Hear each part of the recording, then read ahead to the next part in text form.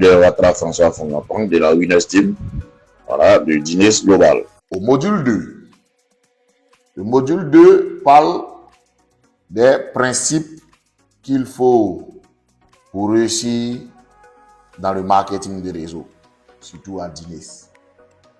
Les principes qu'il vous faut, les principes sur lesquels un networker, ou bien les principes avec lesquels un networker doit fonctionner afin de faire succès dans le marketing des réseaux, surtout avec Dines. Il y a 5 principes. On va commencer par le premier principe. Le premier principe parle des rêves, visions, raisons et je vais dire le but pour lequel vous avez démarré avec notre entreprise Dines Global. Pourquoi vous démarrez? Pourquoi vous avez commencé avec nous? Quel est votre rêve? Quelle est votre vision pour cette activité? Quels sont vos objectifs que vous vous êtes fixés en démarrant cette activité? Le marketing des réseaux est fait pour les rêveurs. Ceux qui rêvent, ceux qui ont de grands rêves à réaliser, ceux qui ont de grandes choses à réaliser. Souvent, ça peut ne pas être même une grande chose pour certains, mais si c'est ce qui vous tient à cœur, alors c'est ce qui va vous guider vers votre objectif à tous les coups. Et donc, vous n'allez pas travailler en fonction des regards, des moqueries des autres, ou bien vous-même, vous n'allez pas vous trouver des excuses parce que votre rêve qui vous tient à cœur sera celui-là qui va vous guider en réalité. Les rêves, il faut pouvoir les lister. C'est pourquoi on va demander les rêves à long terme, les rêves à court terme et les rêves à moyen terme. Il faut pouvoir les lister. Et souvent, lorsqu'on parle de rêve, les gens se demandent, mais c'est quoi cette activité que je viens de commencer? Et on me demande quels sont mes rêves. Oui, ici, on va vous demander quels sont vos rêves parce que ce sont vos rêves qui vont vous définir, en fait, qui va définir la grandeur de votre organisation. C'est votre rêve, votre pourquoi qui va vous pousser à vous lever chaque matin et à mener cette activité comme il se doit. Ça peut être que je veux envoyer mes enfants dans tel type d'école. Ça peut être que je veux envoyer mes enfants dans tel pays afin qu'ils aient la connaissance qui se doit. Une fois, j'ai regardé une formation où il y avait un monsieur dedans qui disait, lui, son rêve, c'est de s'asseoir un jour dans un restaurant, manger, lui et sa famille, sans s'inquiéter de la note. Et là, je ne suis pas en train de... C'est peut-être un rêve anodin. Mais sérieusement, est-ce que ça vous est jamais arrivé de vous asseoir dans un restaurant? Déjà, même quand vous voyez le cadre, vous vous dites, est-ce que c'est un cadre où moi je peux m'asseoir aussi? Au point où vous allez envoyer toute votre famille sans vous inquiéter de la note. Tout le monde a connu déjà cela. C'est un grand rêve pour lui de s'asseoir un jour dans un restaurant, lui et sa famille, manger sans s'inquiéter de la facture qui va venir. C'est très très important pour lui. Et c'est ce qui le conduit chaque jour à se battre parce que c'est ce qui est son rêve. Toi, quel est ton rêve? Quel est ton rêve? Qu'est-ce que tu recherches? Pourquoi tu as démarré ce business? Ton pourquoi doit être profond. C'est l'un des premiers principes et il est très important. Ça va définir quel type de personne tu seras dans cette activité. C'est parce que c'est ça qui devient ton leader. C'est ton rêve qui commence à te guider. C'est ton rêve qui te guide. C'est ton rêve qui te réveille chaque matin. Et quand je parle de rêve, c'est pas ce qu'on fait en dormant. C'est ce qui nous empêche bien sûr de dormir. C'est ce qui est à l'intérieur de nous. C'est comme une mission que Dieu a implantée en nous, que nous devons à tout prix réaliser avant notre départ de cette terre-là. C'est ça, c'est une mission. Et c'est ce rêve-là qui va te guider. C'est ce rêve-là qui va te permettre de réaliser de grandes choses. Ton rêve, ta vision, ta raison, ton but. C'est ce qui va te permettre de pouvoir parler avec des personnes et les recruter dans ton réseau de distribution. Parce que c'est quelque chose que tu dois pouvoir leur partager afin qu'eux aussi puissent se sentir là-dedans. Voici pour le premier principe. On a le second principe qui est le principe 2.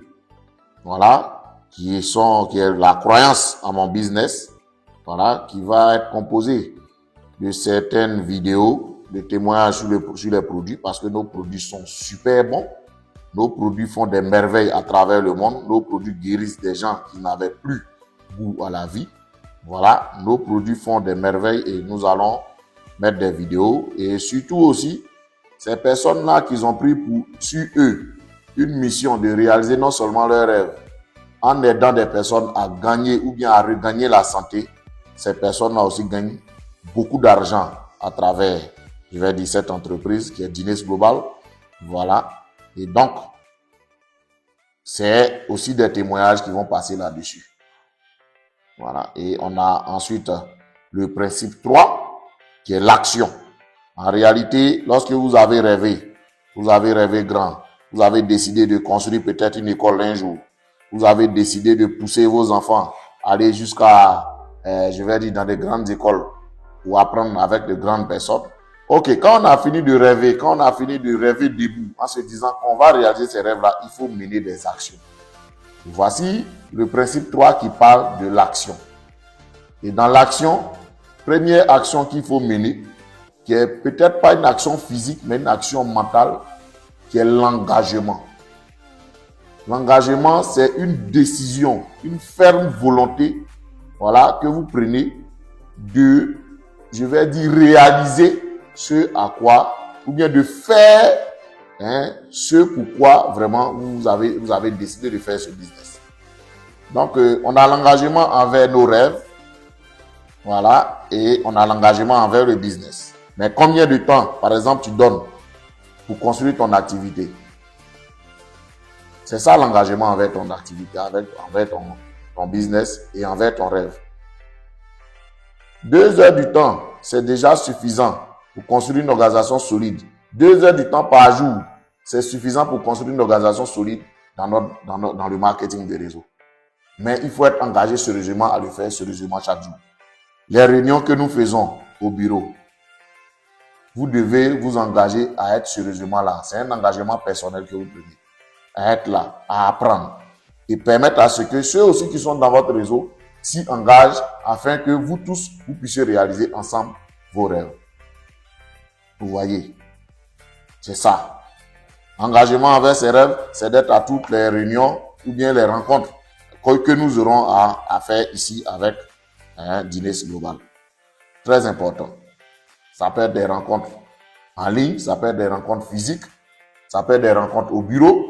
Les samedis, par exemple, chaque samedi, chez nous en Côte d'Ivoire, nous faisons régulièrement des réunions de présentation du produit et du plan les matins et les soirs. Et on fait souvent même des présentations en ligne avec bien sûr vos invités et tout ça. On fait aussi des réunions en ligne, peu importe où vous vous trouvez. Mais ce sont des choses auxquelles un networker doit pouvoir participer. Ça va lui permettre de grandir et de faire grandir son organisation et lui permettre de gagner beaucoup d'argent. Engagement. Et au petit 2 de l'action, vous allez trouver la liste. La liste, c'est la liste de vos rêves. Vous devez être capable d'écrire ces rêves-là. Parce que ça fait mal de s'asseoir à écrire des rêves que vous n'avez pas réalisés. Ça fait mal. Et peut-être que vos rêves, vous n'avez jamais pu les réaliser parce que vous n'avez jamais pris le temps de vous asseoir et les noter. Les laisser dans la tête, c'est difficile parce que dans la tête, il y a trop de choses. Un homme a plus de 1000 pensées à chaque minute, chaque heure dans sa tête qui passe. Donc, il est important de les lister pour ne pas les oublier à cause, je vais dire, des difficultés de la vie.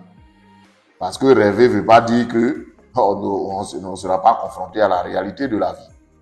Et voilà. Donc, il faut pouvoir les noter dans un endroit où vous allez régulièrement les voir, vous allez régulièrement les lire. Et ça va vous donner l'énergie qu'il faut vous lever et aller vous battre pour les réaliser. Donc, liste des rêves en premier et en second, la liste des contacts. Vous savez, ici, notre capital, c'est l'être humain. Nous travaillons avec l'être humain. Nous décidons de recruter des personnes avec qui nous travaillons. Votre achat, en réalité, n'est pas un investissement, mais l'investissement vient maintenant lorsque vous commencez à sérieusement vous engager et à commencer à contacter des personnes.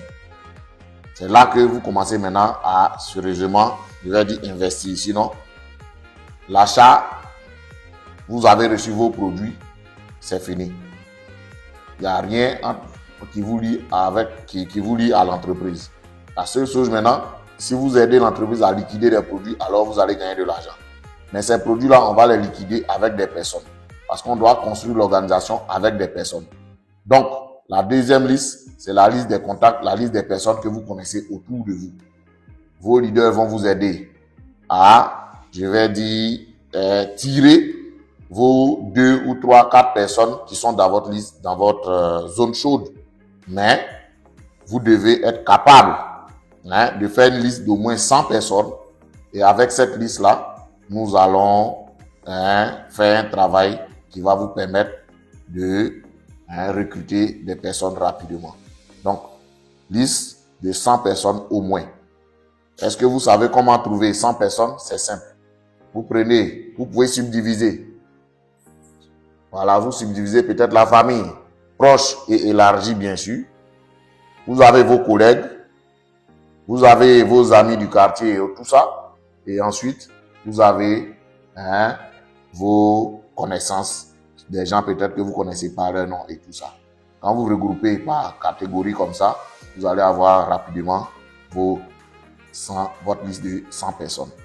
Ce qu'il faut signifier, c'est qu'il ne faut pas regarder sur un calendrier ou bien dans votre liste de contacts qui se trouve dans votre téléphone. Parce que souvent, il y a des personnes qui sont sur le téléphone, on ne les connaît même pas.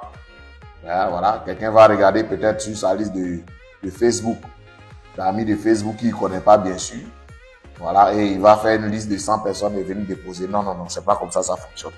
Vous vous asseyez dans un coin, vous gardez même votre téléphone très éloigné de vous. Vous prenez un stylo, vous prenez un cahier, vous écrivez une liste de 100 personnes. Pas besoin forcément d'avoir leur numéro et autres sur la liste. Il suffit d'avoir leur nom, c'est suffisant. Voilà. Et il y a un travail qui sera fait avec vos leaders afin que vous puissiez trouver les partenaires avec qui vous allez développer, c'est-à-dire votre liste, votre zone chaude dont je parlais. Voilà, c'est à travers cette liste-là qu'on va les déterminer et on va travailler avec eux. Et le petit 3, dans l'action, on a l'invitation. Maintenant que nous avons fini avec la liste de nos contacts et que cette liste-là a été traitée par nos leaders et que notre zone chaude a été détectée, il faut maintenant inviter ces personnes-là. C'est-à-dire qu'il faut les inviter à venir voir le produit ou bien les produits et notre business plan. Et ça, il est très important de toujours voir avec son leader comment inviter. L'une des méthodes les plus efficaces, c'est l'invitation par téléphone. Mais tout est bon, même en face à face aussi, c'est bon.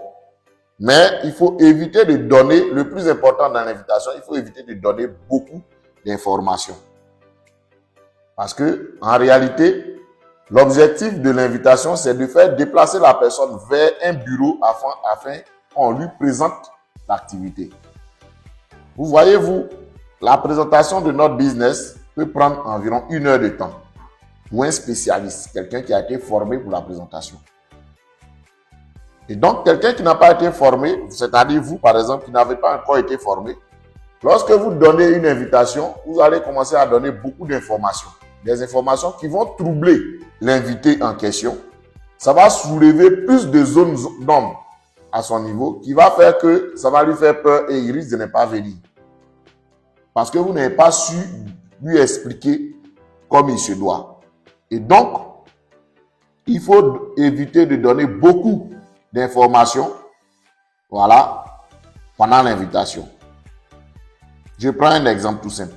Je suppose que j'ai mon ami qui est à Cocody, moi je suis à Yopougon. Je décide de l'inviter et lui donner l'envie, bien sûr, de venir voir mon opportunité et mes produits.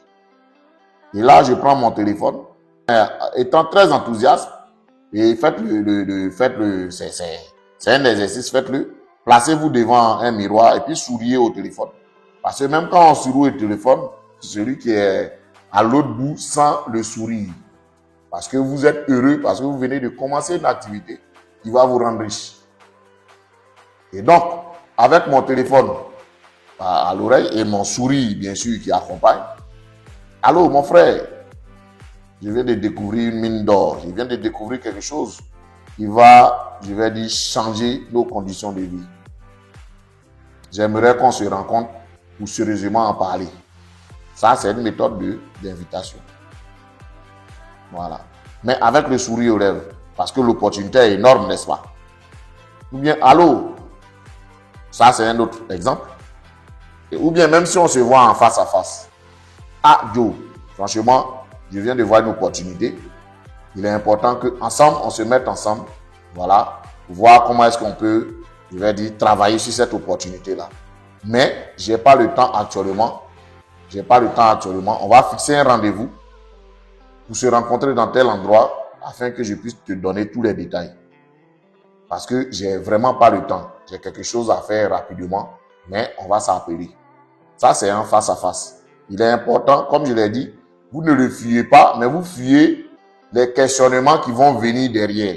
Il faut fuir les questionnements parce que les questionnements, il pourra venir poser toutes ces questions-là au bureau à la présentation. Ah, bien sûr, le leader qui est en face, qui aura les rudiments nécessaires pour répondre à toutes les questions. Donc, voici un peu comment il faut inviter. C'est de fixer un jour, une heure exacte, avec un rendez-vous clair. Très important. Ah, on se rencontre tel jour, à telle heure. Est-ce que c'est bon? Maintenant, une stratégie dans l'invitation, quand c'est au téléphone, il faut éviter de donner une date et une seule heure à la personne. C'est-à-dire que vous allez l'appeler, vous allez lui dire, ok, je t'invite pour lundi, tu as le temps? Il va vous dire non. Mardi, tu as le temps? Non. Mercredi, tu as le temps? Non. Pour finir, il va vous dire, bon, ok, le jour où j'ai le temps, je vais t'appeler. C'est une fausse invitation. Je prends un exemple. Allô, entre samedi et dimanche, quand tu as le temps, vous voyez, vous lui donnez l'opportunité de choisir entre samedi et dimanche. Et si samedi et dimanche est occupé, lui-même, son esprit, c'est-à-dire vous l'avez appelé à vous fixer déjà un rendez-vous. Donc, automatiquement, si samedi et dimanche, il est occupé, alors il va vous dire, mais et mercredi, ou bien et lundi, je suis plus libre. Ok, donc on fixe un rendez-vous ce jour-là. Mais il faut avoir l'attitude aussi. Ah bon, je vais voir dans mon agenda. Excuse-moi, je vois dans mon agenda. Ok, c'est possible. On va voir ça. On peut faire la présentation ce jour-là. Ou bien on peut se rencontrer ce jour-là. Est-ce que vous voyez un peu? Il faut toujours garder l'attitude. C'est vrai que vous avez besoin de la personne, mais en même temps, voilà, il ne faut pas faire comme si c'est lui qui vous donnait du travail. Au contraire, c'est vous qui lui donnez du boulot. Donc, il faut garder la ligne entre orgueil d'un côté et puis, je dirais, confiance de l'autre côté. Voilà, vous gardez la ligne, vous marchez sur la ligne. Voilà, comme un bon DG, comme un bon directeur, comme un bon PDG d'entreprise, vous invitez, c'est votre ami certes, mais il faut garder toujours, pendant l'invitation, il faut garder toujours l'attitude qu'il faut. Voilà, donc voici un peu, il faut donner toujours 2 exemples pour qu'ils choisissent. 2 dates pour qu'ils choisissent. S'il a dit, par exemple, dimanche m'arrange, alors 10h ou 16h. Il faut toujours donner 2. Toujours 2. Pour pousser la personne à choisir. Voilà. Et quand il dit à 16h, ok, donc on se croise demain à 16h au bureau. Ou bien à tel endroit. Et c'est lancé. C'est bon. Donc le petit 3, c'était l'invitation. Et on a le petit 4 maintenant, qui est la présentation. Parce que quand vous invitez quelqu'un, c'est envie de venir lui présenter votre business. Et donc, il va arriver, c'est votre invité, il va arriver au bureau. Il ne connaît personne ici. ou bien il va arriver à l'endroit indiqué, il ne connaît personne dans l'endroit, donc vous devez être là avant la personne. Ou bien vous vous rencontrez, vous venez ensemble.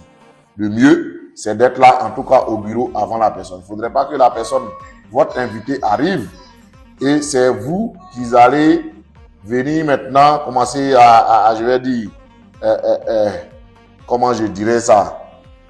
Il va venir s'arrêter, vous attendre quelque part, au soleil ou bien assis quelque part. Non, non, non, non. Dès qu'il arrive, vous devez être là, vous l'installez, si possible, vous lui proposez de l'eau. Voilà. Et ensuite, vous rentrez en salle pour la présentation. Très important d'être là avant de votre invité. Et lorsque vous rentrez en salle de présentation et que la présentation doit être faite, vous devez comprendre que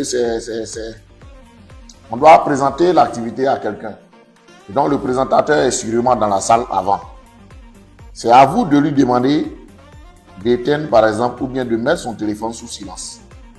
Il est très important de rester vraiment calme pendant cette petite période de présentation-là. Sinon, il va rater quelque chose. Il va rater ce qui peut lui permettre de bien comprendre et ne pas prendre la décision. Parce que c'est un nombre d'informations qui sera donné. Ce sont des informations nouvelles qui lui seront données. Et s'il n'est pas focalisé, il n'est pas concentré pendant un petit temps, il peut louper quelque chose. Et donc, il est important de lui demander de mettre le téléphone sous silence. Et vous-même, vous mettez votre téléphone sous silence. Voilà, et vous êtes concentré sur la présentation pour ne serait-ce qu'une heure de temps. Cette partie-là est très, très importante. Il faut le faire. Et ce qu'il faut comprendre aussi pendant la présentation, il faut éviter de parler parce que le présentateur est le seul qui a la parole. Lui et votre invité. C'est le présentateur et votre invité qui discutent, qui causent pendant la présentation. Donc, vous n'avez pas à, je vais dire, intervenir, même si vous avez des choses à dire.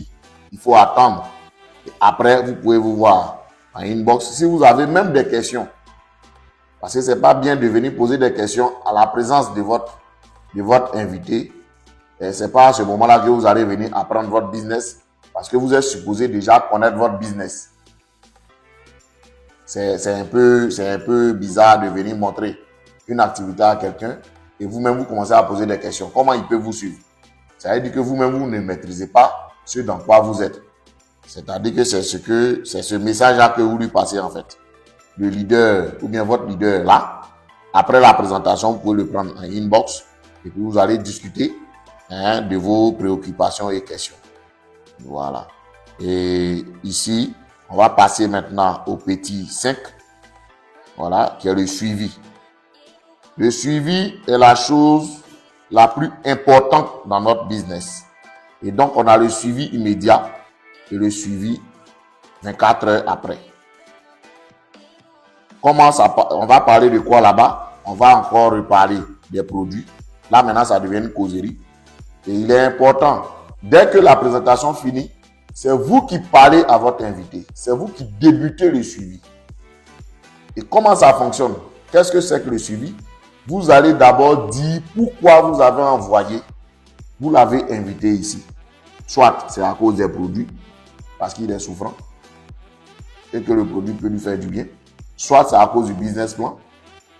Voilà pourquoi on a parlé de pourquoi depuis le début, dans le premier principe, parce que c'est votre rêve, votre pourquoi.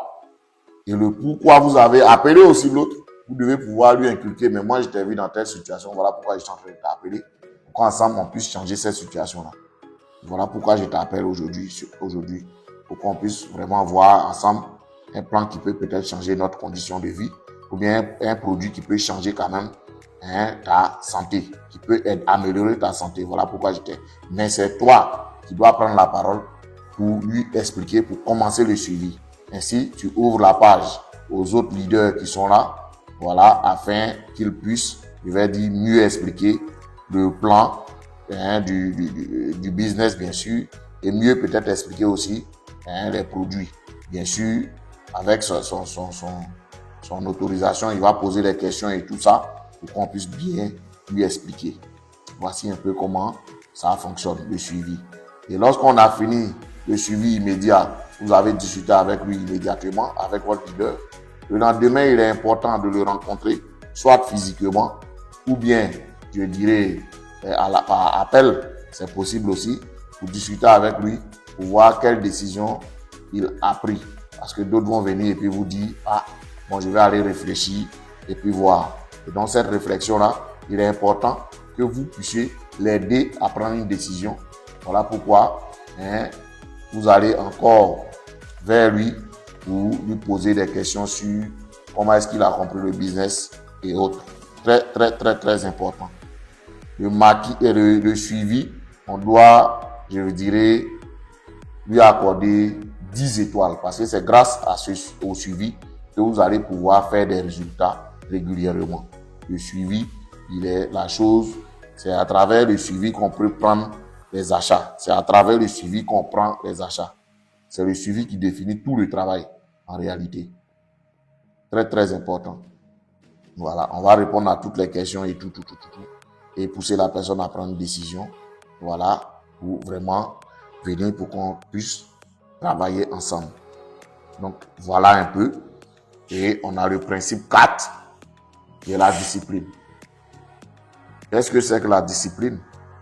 La discipline, ici, il y a le petit 1, le petit 2. Il faut retenir. En premier, le respect entre nous, les porteurs, et entre nous leaders. Voilà, il est très important d'édifier son leader. L'édification du leader est ce qui permet à une organisation de grandir. Voilà, très très important. Le leader, c'est pas une question d'âge, c'est pas une question de diplôme et autres, mais il est très important de comprendre que en édifiant son leader, on est en train de grandir son leader et on permet aussi à ceux qui sont dans notre organisation d'écouter en réalité ce leader-là et de, je vais dire, faire ce qu'il demande de faire parce que quand ton leader est édifié, quand il parle avec tes filleuls, je pense que ça passe plus simplement et ça va permettre à ce que tout le monde puisse grandir ensemble. Ça, c'est la première des choses avec la discipline. Et en matière de discipline aussi, comprenons simplement que, voilà, il faut consulter régulièrement le leader en question. Il faut le consulter, il faut lui, chaque fois que vous avez besoin de quelque chose, vous avez des questions, même vos positionnements, vous n'avez jamais acheté de voiture, vous voulez acheter une voiture, il faut le consulter. Il y a quelqu'un même qui va jusqu'à dire, si tu veux te marier, il faut consulter ton leader.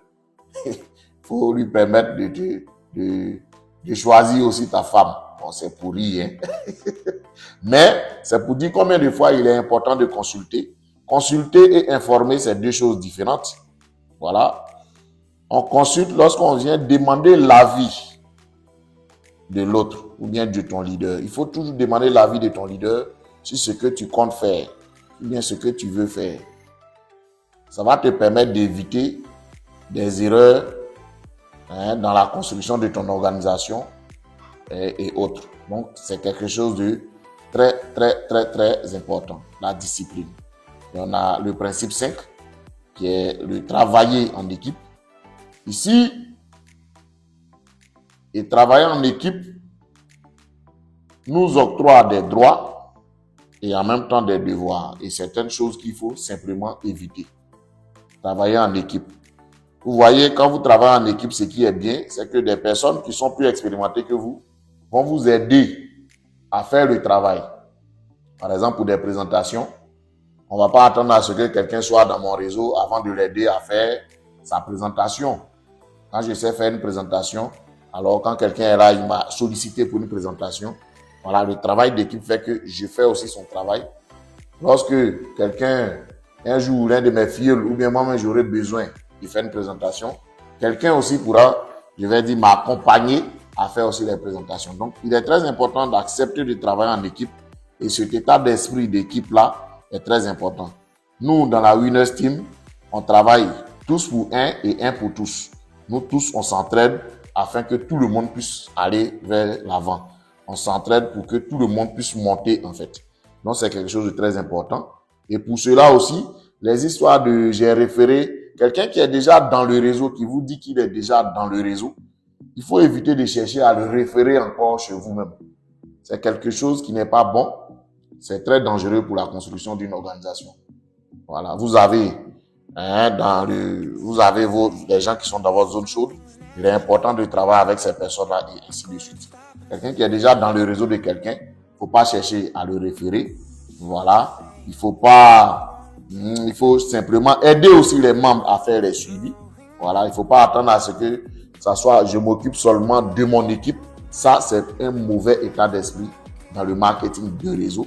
Parce que comme le nom l'indique, le réseau, on travaille ensemble pour que tout le monde avance ensemble. Donc, c'est quelque chose de très, très, très important. Aussi, lorsque quelqu'un a présenté, je vais dire, un prospect que vous connaissez, il ne sert à rien d'aller le poursuivre et chercher à le mettre dans son réseau. Ça encore, ça va te créer des problèmes. Ça va créer aussi des problèmes même au prospect qui a été présenté par quelqu'un. Demain, quand vous voyez, il ne peut pas travailler et bon, c'est pas joli à voir. Donc, le travail d'équipe, ça doit être quelque chose qui est très important. Parce que quand on travaille en équipe, comme je l'ai dit, si vous avez aidé quelqu'un ici aujourd'hui, quelqu'un va aider aussi quelqu'un dans votre réseau, quelque part, dans un pays ou bien dans une ville là-bas. Mais dans le network, sachez que tout ce que vous faites, même que ça soit fait pour les autres, même si c'est pas dans votre réseau, à quelque part, ça vous sera avantageux quelque part. Donc, travaillons en équipe, travaillons ensemble et avançons ensemble. Un principe qui est très très important. C'est pourquoi il est érigé en un principe carrément. Et on a enseigné et dupliqué. C'est quelque chose en petit 2 bien sûr, pour le principe C. C'est quelque chose de très important. Enseigner et dupliquer. Voyez-vous, je vous l'ai dit, les principes du marketing de réseau sont simples à enseigner et c'est simple aussi à dupliquer. Vous enseignez ce que vous recevez. Et dans la duplication, vous-même, vous devez être l'incarnation de ce que vous enseignez. Vous ne pouvez pas être en train de dire à quelqu'un, il ne faut pas référer les directs des autres, et puis vous-même, vous êtes en train de le faire. Ça, ce n'est pas une bonne duplication. Donc, vous serez en train d'enseigner quelque chose, et dans la duplication, ça, c'est une copie conforme de ce que vous faites, que vos filleuls vont répéter dans leur comportement et dans leur attitude, et dans ce que vous faites. Et donc, il est important que tout ce que vous avez appris aujourd'hui là, vous devez prendre sur vous et commencer déjà à l'enseigner aux autres qui vont venir. Parce que déjà, quand vous avez commencé à avoir des personnes dans votre organisation, il faut comprendre que c'est vous le leader et vous devez commencer déjà à leur enseigner ce que vous avez appris. Tout ce qui a été cité depuis là-haut, depuis le changement de paradigme jusqu'au principe. Et la duplication, comme je l'ai dit tantôt, c'est quelque chose, c'est dans votre attitude que ça se ressent. C'est dans vos faits et gestes. C'est dans votre pratique de la chose que les directs ou bien vos filleuls vont prendre et faire ce que vous faites devant eux. Si vous faites de bonnes présentations, vous faites de bons suivis, alors vous aurez de bons leaders dans vos réseaux qui vont copier certainement ce que vous faites. Ils vont copier carrément les bonnes présentations que vous êtes en train de faire. Et ils vont copier aussi votre manière de faire les suivis. Et vous aurez une grande organisation. Parce que c'est ce type de personnes-là que nous recherchons dans nos réseaux, bien sûr. Ce type de leader-là.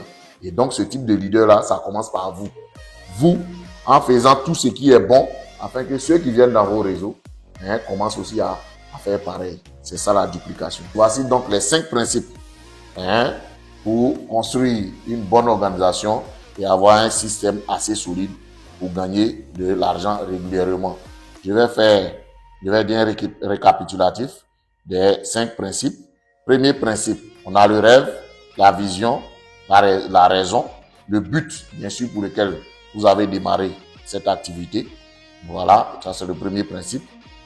Voilà, et on a le second principe qui parle de la croyance en notre business, qui va renfermer les témoignages de guérison par rapport à nos produits et qui va renfermer aussi les témoignages à succès parce que plusieurs personnes démarrent le marketing des réseaux avec Dilis et sont en train de gagner beaucoup d'argent. Voilà. Et le troisième principe, c'est l'action. C'est là maintenant que vous devez rentrer en action, faire le travail comme il se doit, bien sûr en s'engageant en petit 1, en faisant sa liste, en petit 2, en faisant les invitations en petit 3 et en faisant les présentations, bien sûr, parce qu'il faut présenter l'activité aux gens qui viennent afin qu'ils prennent connaissance de la chose et puissent voir comment ils peuvent vous rejoindre. Et ensuite, faire le suivi afin de les pousser à prendre une décision pour ceux qui sont un peu réticents. Voilà. Et voici le petit 5. Voilà pour le principe 3. Et ensuite, on a le principe 4 qui parle de la discipline. Voilà, qui parle du respect et l'édification du leader en petit 1 et en petit 2. Consulter son leader avant de prendre une grande décision.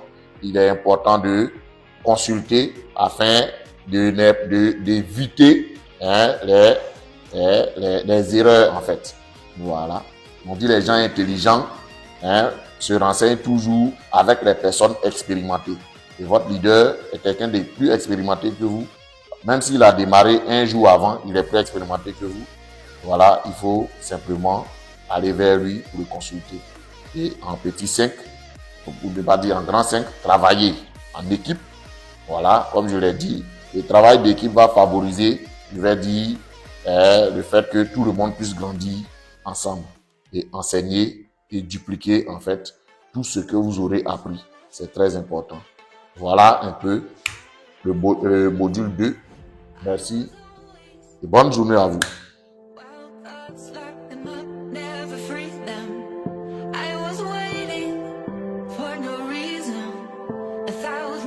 Rising up